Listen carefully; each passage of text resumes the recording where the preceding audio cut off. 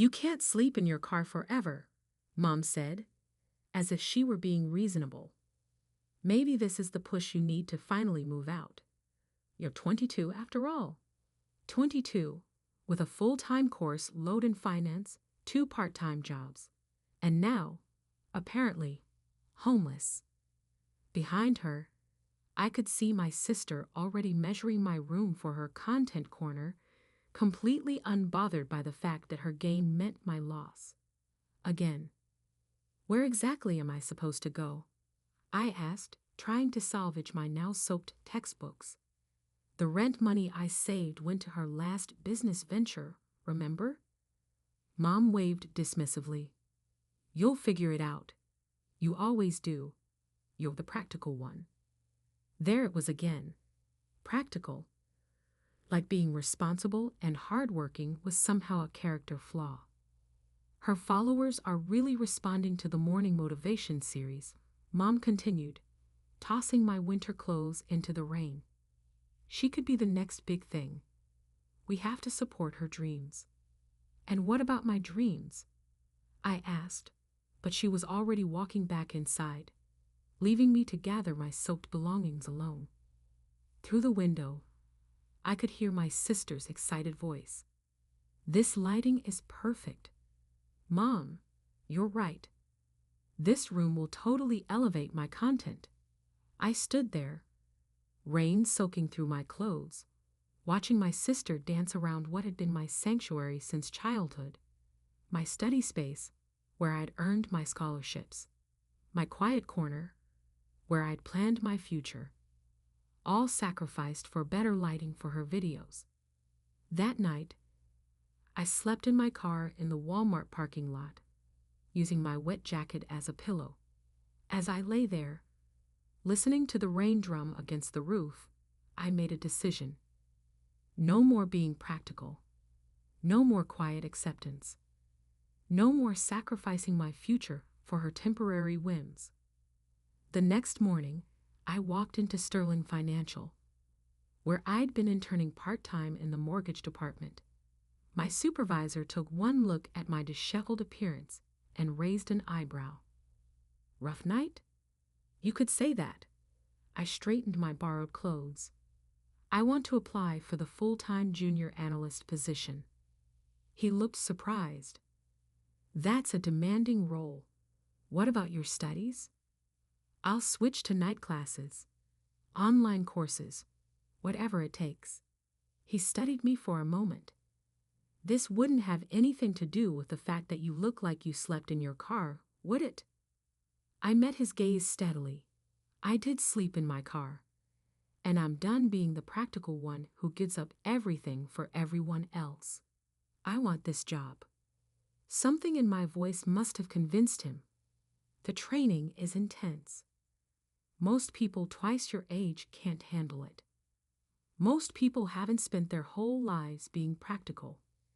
He nodded slowly. Start Monday. Don't make me regret this. That was 2 years ago. 2 years of working days and studying nights. 2 years of sleeping on friends' couches until I could afford a tiny studio apartment. 2 years of watching my sister's social media career cycle through various phases. Lifestyle guru, wellness coach, meditation expert, financial advisor. That one was particularly ironic. And through it all, I worked. Learned. Climbed. The junior analyst who never said no to extra hours.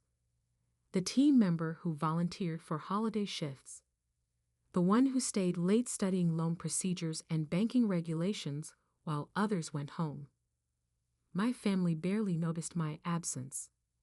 Mom occasionally texted to ask if I'd watch my sister's latest video series. Dad sometimes mentioned that my sister's newest venture would definitely be the one to make it big. Neither seemed to realize or care that I was building something real while they funded her fantasies. Until today. I sat in my office. Yes, my office. Earned through those 2 years of relentless work, staring at the file on my desk. The irony was almost too perfect. Their mortgage refinancing application, flagged for review due to multiple late payments and concerning patterns of equity withdrawal. My sister's latest investment opportunity had apparently stretched their finances to the breaking point. A knock at my door interrupted my thoughts. My assistant, something I still wasn't used to having, poked her head in. "Your 2 p.m. is here." The Millers? I smiled slightly. They didn't know. Of course they didn't know. They'd been too busy funding my sister's dreams to notice their practical daughter's rise through Sterling Financial's ranks. "Send them in." The look on Mom's face when she walked in was priceless. She stopped dead in her tracks, causing Dad to bump into her. What are you doing here?" I gestured to the nameplate on my desk. "I'm the mortgage review officer assigned to your case. Please, sit down." They sat, looking shell-shocked. I opened their file, taking my time. "So I see you're applying for another refinancing. Your third in 2 years." Dad cleared his throat. "Yes, well, we've had some unexpected expenses." "Your daughter's business ventures?" I asked mildly, not specifying which daughter. Mom shifted uncomfortably. "She just needs a little more support to really break through." "I see." I reviewed their numbers. And these multiple equity withdrawals, all for her content creation expenses. The lighting equipment was really expensive. Mom started, then stopped, perhaps remembering another rainy day and different priorities. I imagine it was. I closed the file. "Unfortunately, given your payment history and the pattern of equity withdrawals, I can't approve this refinancing." But we need this." Mom's voice rose. "Your sister's new wellness platform is about to launch. And that's more important than keeping your house." They stared at me, finally seeming to understand their position. You can't do this," Dad stammered. "We're family." "Family?" I smiled without humor. "Like when you let me sleep in my car so she could have better lighting? That kind of family." Mom's face crumpled. "We thought you were always so practical." "I still am. And practically speaking, your loan history makes you a high-risk client. No responsible banker would approve this refinancing." "But what about your sister's career?" I looked at them, really looked at them, seeing not the parents who had always dismissed me, but 2 people who had sacrificed their financial security for an illusion. "What about it? What about my career? The one I built while sleeping in my car and working double shifts. The one that now puts me in charge of your financial future." They sat in stunned silence as the reality of their situation sank in. "So what happens now?" Dad finally asked. I pulled out another document. "Now you have choices. Real ones, not fantasy futures. We can work out a strict payment plan, no more equity withdrawals. Or you can try your luck with another bank. Though I should warn you, your credit history won't look any better to them." "But your sister," Mom began, "is no longer my concern." I cut her off. "Or yours, if you want to keep your house." They left my office looking older, smaller somehow, as if reality had finally caught up with them after years of chasing social media dreams. My phone buzzed. A text from my sister. "OMG, did you know Mom and Dad's bank won't give them money for my new business? Can you believe how toxic the banking system is? I'm thinking of doing a video series on financial discrimination." I smiled, thinking of Rain and books and practical daughters who finally learned to stop being practical in all the wrong ways. Sometimes the best revenge isn't revenge at all. Sometimes it's simply becoming the person you were always meant to be, even if your family was too busy looking the other way to notice. The fallout from my decision was exactly what I expected. Within hours, my sister had gone live on every social media platform she could access, tearfully describing the toxic banking system and family betrayal that was threatening her career dreams. They won't even let my parents support my business. She sobbed to her dwindling follower count. This is what's wrong with corporate America. They don't understand the creator economy. What she didn't mention, of course, was that the creator economy had already cost our parents nearly $300,000 in home equity, or that her previous 7 guaranteed success ventures had all failed within months, leaving nothing but debt and damaged credit scores in their wake. My assistant brought in their updated file. Your sister's trending on TikTok. Hashtag banker sister betrayal. I glanced at the hashtag metrics. How many views? Less than her usual. Apparently, her followers are getting tired of the "my family won't fund me" narrative. The office phone rang. Mom, for the 3rd time that day. I let it go to voicemail, focusing instead on their financial documents. The pattern was worse than I'd initially thought. They'd been pulling equity from the house every time my sister had a new breakthrough idea, each withdrawal larger than the last. Your father's in the lobby, my assistant announced. He says he needs just 5 minutes. I considered sending him away, but the practical daughter in me, the one they'd both created and dismissed, couldn't quite do it. Send him in. Dad looked older than he had that morning, more defeated. He sat heavily in the chair across from my desk. Your sister's devastated, he began. About what? The fact that her ATM is finally empty, or the fact that her latest social media tantrum isn't getting the usual attention. He flinched. That's not fair. No, I pulled out their credit report. Let's talk about fair, Dad. Let's talk about how you've remortgaged your retirement to fund her delusions.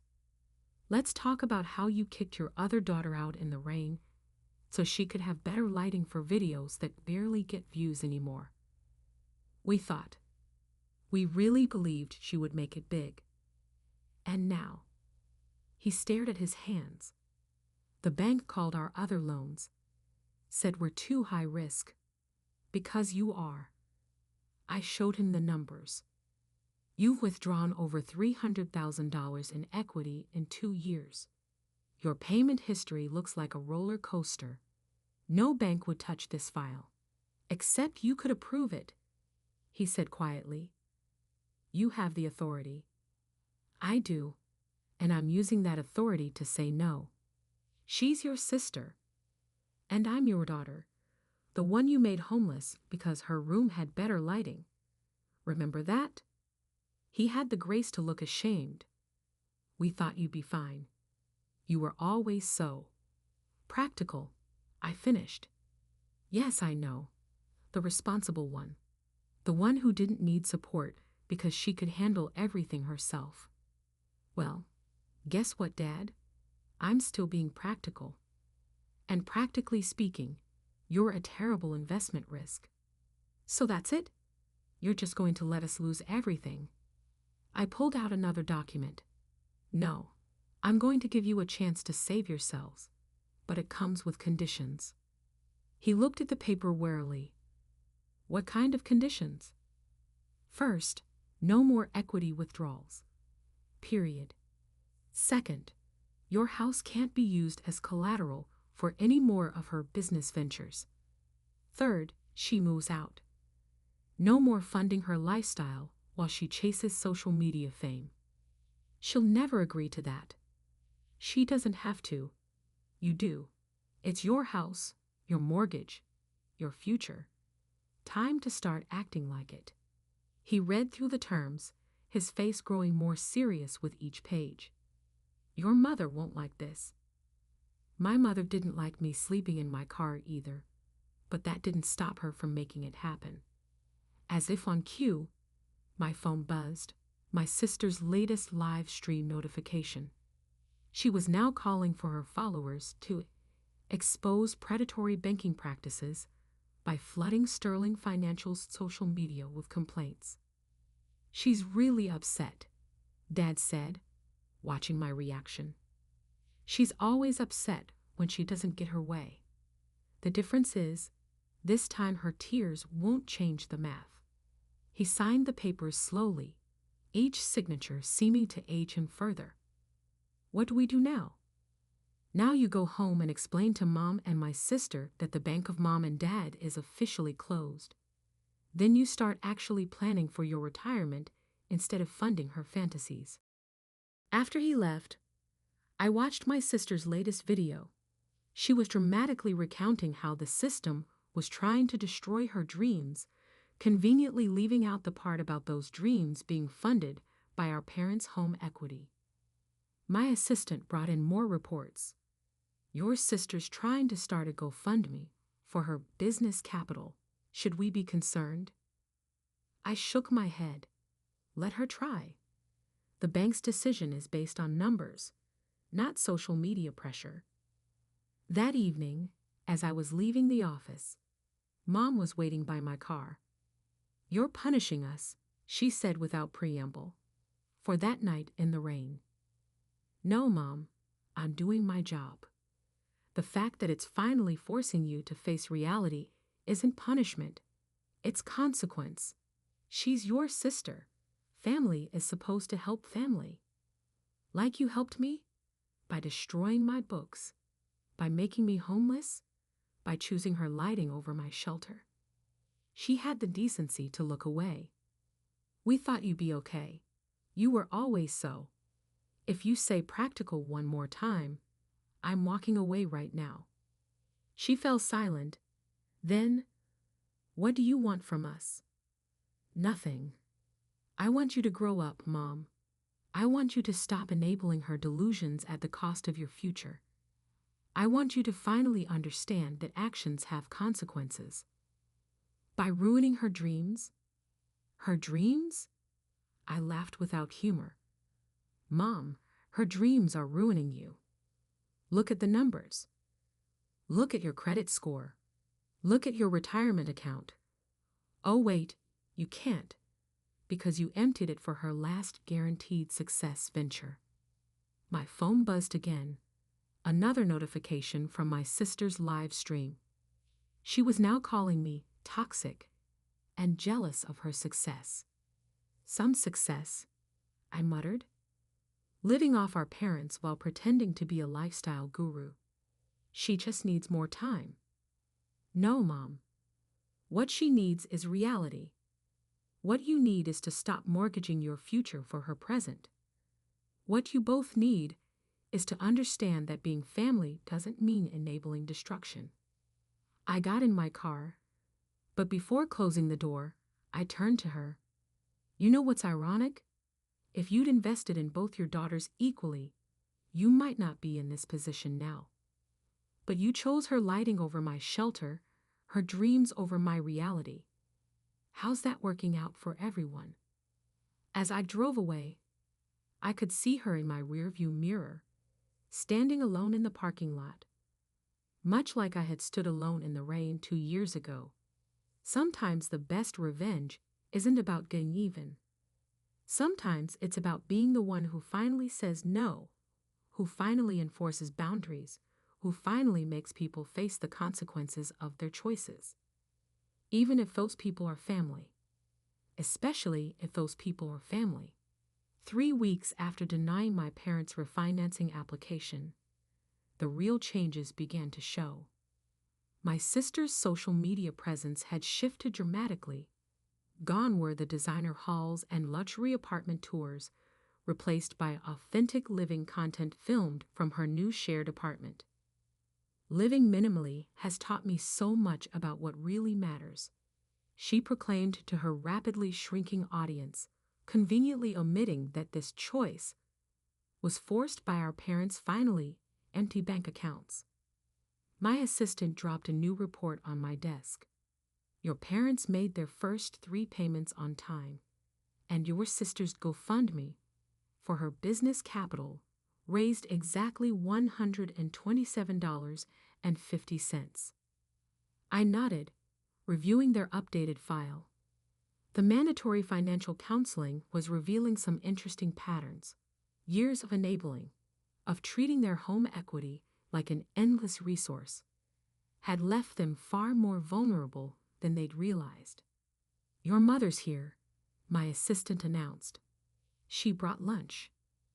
I considered sending her away, but something in my assistant's expression made me pause. "She looks different," she added. "More real." Mom did look different when she walked in. The designer clothes were gone, replaced by something more practical. Even her expression had changed. Less entitled, more aware. "I brought sandwiches," she said, holding up a brown paper bag. "From that deli you used to like in high school. The one near the library where I studied because my room had become a content creation space." She flinched but didn't leave. "I deserve that. I deserve worse. But I'm trying to understand something." "What's that?" "How did we not see what we were doing? To you? To ourselves? To her?" I gestured to the chair across from my desk. She sat, placing the lunch between us like a peace offering. "The counselor made us list every investment we've made in your sister's dreams," she continued. It was enlightening. And horrifying? That too. She unwrapped a sandwich, her hands shaking slightly. "Over $500,000, all told. Every penny we could borrow, refinance, or withdraw. All for what? YouTube videos that barely get views anymore." I took the other sandwich, remembering countless meals eaten alone in my car. And now she's angry. Says we've betrayed her. Says we're choosing money over her dreams. Mom laughed bitterly, as if we had any choice after you showed us the real numbers. "She's always had choices, Mom. She chose to live in fantasy while I lived in my car. You and Dad chose to enable her while disabling me." The counselor said something similar. Asked us why we invested everything in the daughter who produced nothing while ignoring the one who was actually building something. My phone buzzed. Another notification from my sister's latest venture. Living authentically. How I survived family financial abuse. The irony would have been amusing if it wasn't so sad. "She's calling it financial abuse now," Mom said, watching my expression. "Says we're toxic for not remortgaging the house again. And what do you think?" I think. She paused, struggling with words that had probably never come easily to her. "I think we were the toxic ones, enabling her fantasies while destroying your reality, choosing her comfort over your basic needs. Being terrible parents to our practical daughter." The word practical hung between us, but this time it felt different. Less like an accusation, more like an apology. "Dad's looking for part-time work," she continued. "Says it's time to rebuild our retirement fund. And she hesitated. "I started counseling. Not just financial counseling. Real therapy." "Why?" "Because I need to understand how I became the kind of mother who would throw her daughter's books in the rain to make room for her other daughter's ring lights." My assistant knocked, bringing in more reports. "Your sister's new video is trending. How my family's greed destroyed my dreams." Mom's face crumpled. She still doesn't get it, does she? That we were the greedy ones, always wanting her to be special, to be famous, to be anything other than what she actually is. And what's that? A 30-year-old woman who's never faced reality because we never made her. I reviewed their latest payment records. 3 months of steady payments. No new equity withdrawal requests. No attempts to use the house as collateral. Small steps, but real ones. Your father wanted to come, Mom said quietly, to apologize. For that night, for everything. But he couldn't face you yet. Because of shame or because of anger? Both, maybe. Shame at what we did to you. Anger at himself for letting it happen. The counselor says those feelings are healthy, part of growth. My phone buzzed again, my sister announcing her new venture. Financial freedom through authenticity coaching. The same old promises in slightly different packaging. She's still trying, Mom observed. Still believing the next big break is just around the corner. But you're not funding it anymore. No. She straightened her shoulders. No more enabling. That's what the counselor calls it. Enabling. Such a simple word for such a destructive pattern. We finished our sandwiches in surprisingly comfortable silence. As she gathered her things to leave, Mom paused. That night, in the rain, I keep seeing it. In my dreams, in therapy. Every time I look at our empty savings account, you standing there, trying to save your books while you chose her lighting over my future. Yes, a tear slipped down her cheek. The counselor asked what message that sent to both our daughters. To her, that her whims were more important than your needs. To you, that you weren't worth basic shelter. And what did you answer? That we taught one daughter she never had to grow up, and the other that she never had a right to depend on anyone. That we failed you both, just in different ways. As she turned to leave, I called after her, Mom. She turned back. Next time, bring the pastrami from that deli. It was always my favorite. She smiled through her tears. I remember. You used to save up your lunch money to buy it, while we were buying your sister organic smoothies. Yeah, I said softly. I was practical that way. This time, the word didn't hurt either of us. Sometimes old wounds heal best when they're finally acknowledged. My phone buzzed one last time. My sister announcing her dramatic life change and journey to authenticity. But for the first time, neither Mom nor I felt compelled to watch. Sometimes the best revenge isn't in the big moments of confrontation, but in the quiet victories of change, in watching people finally face their choices, their patterns, their responsibilities, even if some of them never will. 6 months later, I sat in my office reviewing my parents' latest financial report. The transformation was remarkable. Steady payments, no new debt, and most importantly, no more enabling my sister's endless stream of business ventures. The mandatory counseling had done its work. They'd sold their luxury car, downsized their expenses, and Dad had finally taken that part-time job he talked about. Mom had even started a small bookkeeping business, using skills she'd ignored for years while managing my sister's various failed enterprises. My sister, meanwhile, had gone through several phases of adjustment. Her authentic living phase fizzled when followers realized it was forced by circumstance rather than choice. The financial freedom coaching venture collapsed when potential clients discovered her own financial history. Now she was trying something new, actually working a regular job while maintaining a much smaller social media presence. Your mother's here for your monthly review, my assistant announced. And she brought those pastrami sandwiches again. These lunch meetings had become our new normal, a quiet time to rebuild what years of enabling and resentment had broken. The counselor says we're making good progress, Mom said, settling into her usual chair. Your father's even started a retirement account again. And how's the other situation? I asked, knowing she'd understand. She sighed. Your sister's angry that we're selling her old lighting equipment. Says we're sabotaging her brand. And you. I told her brands don't pay mortgages. Mom smiled slightly. I'm learning to be practical too. My phone buzzed. A text from my sister. Can't believe Mom and Dad are selling my equipment.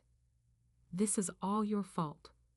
Hope you're happy in your fancy office while destroying my dreams. Mom saw the message. She still doesn't get it, does she? That her dreams were actually our nightmares, financially speaking. Some people never do, I replied, thinking of rain and books and lessons learned the hard way. The counselor asked an interesting question yesterday, Mom said, unwrapping our sandwiches. She asked what we would have done differently if we could go back. And I said we should have bought you more pastrami sandwiches instead of her ring lights. We both laughed, the sound surprising us with its authenticity.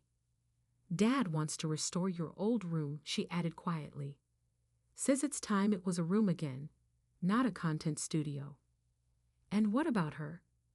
She'll figure it out, like you did, just, hopefully better than we did. My assistant brought in their latest credit report, slowly improving, one payment at a time. We're thinking of having a family dinner, Mom said cautiously. Nothing fancy, just family. Real family, not social media content. I considered this. The practical daughter in me, now strengthened rather than diminished by that title, weighed the proposal. Pastrami sandwiches, I asked. And your old books, the ones we can replace at least. My phone buzzed one last time. My sister announcing her new chapter working as a social media coordinator for a local business. Finally, something real. She's learning, Mom said, watching me read the post. Slowly, but learning, like we all are. Sometimes the best revenge isn't revenge at all. Sometimes it's watching people grow, even if the growth comes from hard lessons and harder consequences. And sometimes, just sometimes, it's sharing a pastrami sandwich with the mother who once threw your books in the rain, knowing that both of you are finally learning what practical really means. So, Mom said, gathering her things to leave. Family dinner? Next Sunday? I smiled. As long as it's not content for her next video series. No cameras allowed, she promised. Just family. Real family. And maybe that was the best revenge of all. Not the power to approve or deny their loans, but the power to rebuild something real from the ruins of what was broken, even if some lessons had to be learned in the rain.